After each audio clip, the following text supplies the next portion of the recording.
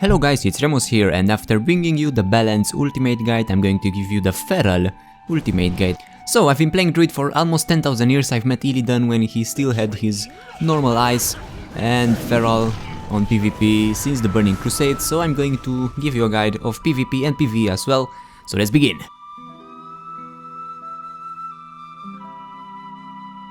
First, let's take a look at the artifact weapon. So, what you want to do is not do like me, for PvE especially. So the first thing, you want to go this route through here like that and get to Ashmane's Bite. I didn't get to it yet because I have a shit ton of specs and I got quite a big level on all of them, so it's possible, but it takes a while. So the first thing, this scene is very important, Ashmane's Bite.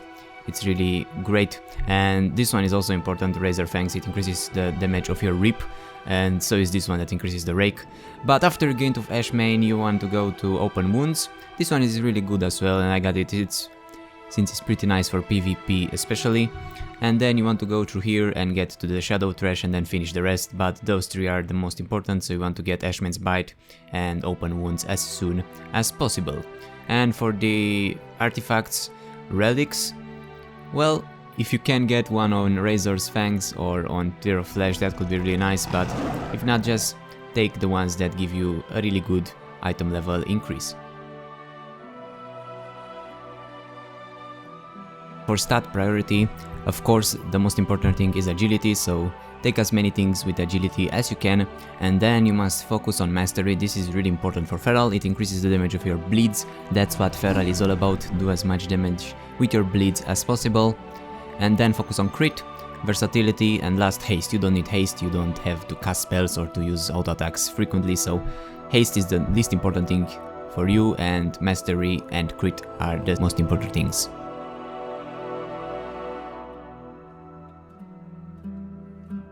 Now for talents, you have a more clear pattern than on Balance, so many of them are pretty much a very important choice, so you have to pick one out of the three that's really strong compared to the others. For the first rank, Blood Scent is also pretty good. I use it in PvP usually, but Lunar Inspiration is also nice. It gives you Moonfire castable from cat form and also gives you a combo point when you use it, and the damage is increased by attack power, so it's another bleed that you have to cast on the targets, but it increases your DPS, the best out of all the three. Next, I'll recommend Wild Charge. It gives you a charge or a leap on every form, and you pretty much need the cat form charge or you will have some trouble reaching your target, so especially in PvP this is really important, but Displacer Beast is also good as well. For this one, it's up to you. For PvE, probably Balance is the best one. It increases the range of all your abilities, also gives you some balance spells that you probably won't use, but that increase in rage can be quite efficient, especially if there are multiple targets. You can get to them faster, you can bleed them faster, and it could be useful. But for PvP, it's either Restoration or Guardian. Guardian reduces all the damage by 10%, also gives you Frenzied Regeneration that can be quite useful when you switch to bear form if you want to survive longer.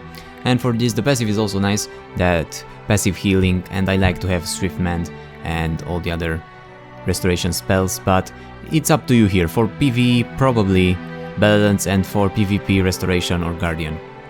Next, you want Mighty Bash here, you need a stun. Typhoon is also good, and Mass Entanglement is not bad, but you should need a stun, and it's up for 5 seconds, so it's good. For PvP, this one is the best, and for PvE, whatever you want, none of them increase your DPS. Next, you need Savage Roar here. Incarnation, King of the Jungle is okay, but Savage Roar, it's another thing that you have to keep up. That's why Feral can be a little bit exhausting at the time, because you have to keep up all the bleeds and also keep up Savage Roar on yourself. This increases all your damage by 25%, so there's not only the auto attacks, it increases the damage of everything you do and all the bleeds and all the spells, so it's important to keep this up all the time, in PvE at least. Then Jagged Wounds, it's pretty important. It doesn't increase the damage of the spells, but they do their damage faster, so you have to refresh them faster, but still they will DPS faster because they will take 33% less the time to fully consume. You have to use them faster, but still you will deal more damage with them because they will deal that damage in a smaller time. And finally, Blood Talons is pretty amazing. That's why you want to start with a healing touch before a boss fight, or even in PvP if you can, before the arena starts. Use a healing touch on yourself and go stealth after that, because it will increase the damage of your next spells. Also, you will constantly get free healing touches, so you can instantly cast them on yourself after using a finisher. So you will do that as many times as you get the healing touch. Use it on yourself. Even in PvE, if you are full HP, just use it on yourself and increase the damage of your next two spells. Remember, that's to their full duration, so you want to use this on bleeds most of the time. So if you use it on Rake or on Rip, it increases their damage on the full duration, so that can be really important. As well, if you can, a nice combo is to use Tiger's Fury, use the Blood Talons, and then use Ashman's Frenzy, and you will deal a shit ton of damage. For macros, you probably want something like this if you are beginning. I'm not really using it that much because you don't want to use Tiger's Fury when you're not at low energy, but at the beginning, if you just want to have something to use all your DPS abilities, you can just use one on Berserk and cast Berserk, cast Incarnation if you're using that, and cast Tiger's Fury, and also use a Trinket if you have anything that increases your power from unusable on the Trinket.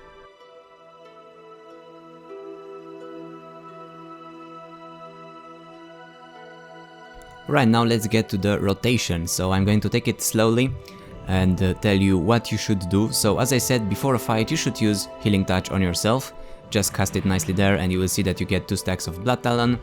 You can go stealth, and when you do that, the Rake will be increased. So if you use it while you're in stealth, the damage will be increased by 100%. It will also be increased by Blood Talons, so that's really important. So you go to your target and you start with this. Then you try to get to 5 stack as fast as possible, then use Rip, so you will deal that extra damage. Keep Rip and Rake all the time up on the target, and also if you go with Lunar Inspiration, remember to keep up Moonfire as well. And don't use Tiger's Fury when you are at maximum energy, because it also gives you some energy, so try to go low, recharge your stuff. I'm taking it slowly here to explain you everything. That's not how you do it a lot faster. So you do that, you use this, and you also want to use that, the Healing Touch when you get it, and then use Ashman's Frenzy combined, and it will deal a ton of damage. As you can see here, Ashman's deals a shit ton of damage, and remember to keep those up. If it is too hard for you at the beginning, you can go with something else here. Instead of Jagged Wounds, you maybe can go with Elun's Guidance, it's not too bad, or this one that refreshes the duration of your Rip, so that one will make it a lot easier for you. And also you want to keep Savage Roar, and if you don't want to go with Savage Roar, you can go with Incarnation. So a lot simpler build will be with Incarnation, Sabertooth and Bloodsend, so you won't have to keep up Moonfire, you won't have to keep up Savage Roar, and you won't have to refresh everything so fast, and you will just use Ferocious Bite to refresh your Rip. And for Ferocious Bite, you don't have time to use it most of the times, so you want to keep those up as fast as possible. Use this as well, and remember to use that thing over there. Don't forget about the Savage Roar, don't forget about Moonfire, and always use that Healing Touch to use it on spells. You can see Rip is going off. You want something to keep track of everything here. I use Rock Power Bars because Fortress Sword Chest isn't working on my Druid for some problem, I don't know what's happening. So if you have time, you can refresh Ferocious Bite if you're in Berserk or if you're using Tiger's Fury, but most of the times you won't have time to do that, so don't. Now for multiple targets, you don't have that many spells, and maybe it's better to go with Balance Affinity just to show you how the range increase will help you. So if you use that, you can use your abilities from here. That's a pretty good range, so you're a ranged cat, look at this. And if you are with 3 or more targets or 2 or more targets, you want to use Rake on everything, so just use it on everything. And that's nice to use the balance one because you can easily get to each of the targets from this way, and remember to refresh it every time they tend to fall off. And also you want to use Trash on all of them, this also gives a nice dot. And then when you have the dots on all the targets, just spam Swipe. This will do quite a lot of damage, especially if there are more targets. And it takes quite a lot of energy, but still, you want the dots up, that's your priority. You can also use Moonfire on them if you take that talent, but then you'll kind of run out of energy, so all you have to do is refresh them. But if there are more targets, if there are more than 3, if there are 5 or more, maybe it's better to just use Trash, because it applies the dot instantly on all the targets, and then just spam Swipe like an idiot. So now let's see how a rotation works with full speed and also using this thing at the beginning.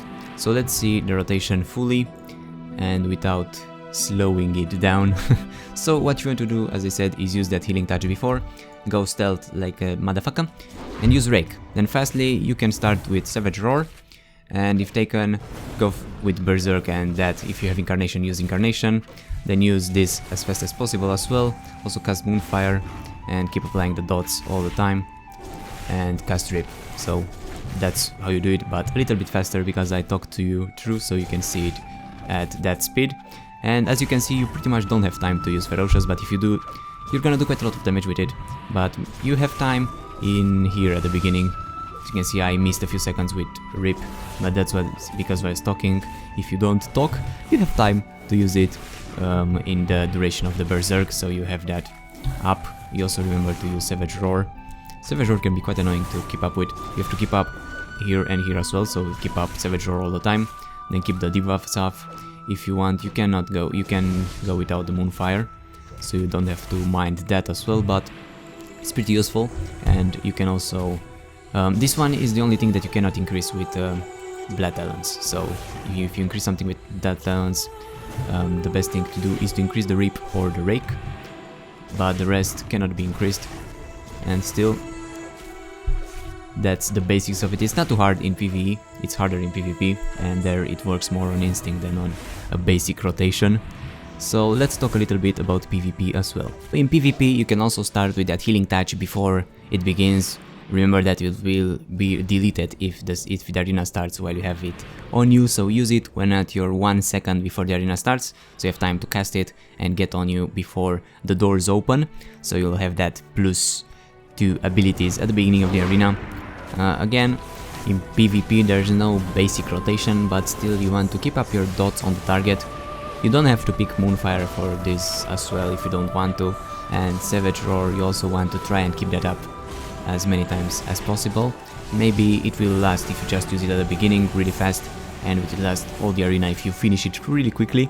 Remember to don't use Berserk if you're going to get CC'd, so try to keep a strong point for that, and you also have defensive abilities here as well. Remember to use Ash mains, try to combine it with something else and use it on cooldown, because you won't have many opportunities to use it in the arena, it will run off quite fast. And apart from that, keep up the dots. You can also interrupt with Skull Bash, so do that, interrupt people with Skull Bash. You probably also want macro to cast Healing Touch or an ally. If you don't want to use it on yourself, you can use it on an ally. It still works with the Blood Talons, so you can use it on allies as well, not only on yourself if they're dying and if you're still doing well. A good defensive ability is Survival Instinct, so remember to use that as well if you are getting focused. It reduces the damage and it works really well. If you are on Restoration, remember to also use Swift Mend and all the other restoration abilities and HOTS on yourself, so you can heal more. You can also run away, just use dash and get out of sight if you can. And you can also use Shadow Melt if you are a Night Elf, and then go to prowl directly from that and get out of the area. This works better in battlegrounds than on arenas, but it's still a pretty efficient combo that you can use. And I guess that's it. That's pretty much all you need to know about the Feral Druid in Legion. It didn't change too much in time, unlike the Balance one, but there are still some changes, and it's a little bit harder now compared to Draenor. In Draenor it was really easy, but it's still pretty fun, and I like it. And let me know if you enjoyed the video, leave a like, comment and subscribe for more. And I raised my mage and my demon hunter to 110, so maybe I'll do some guides for them as well. I'll also be praying Frost for a long time. But that's it for now. Thank you for watching, leave your suggestions if you want to see more how to improve the guides. I know those are probably more for beginners, but there are many beginners with Legion, and I got quite a lot of feedback from people starting balance on my balance guide, so it doesn't work too bad. Okay, thank you, and I'll see you soon. Bye bye.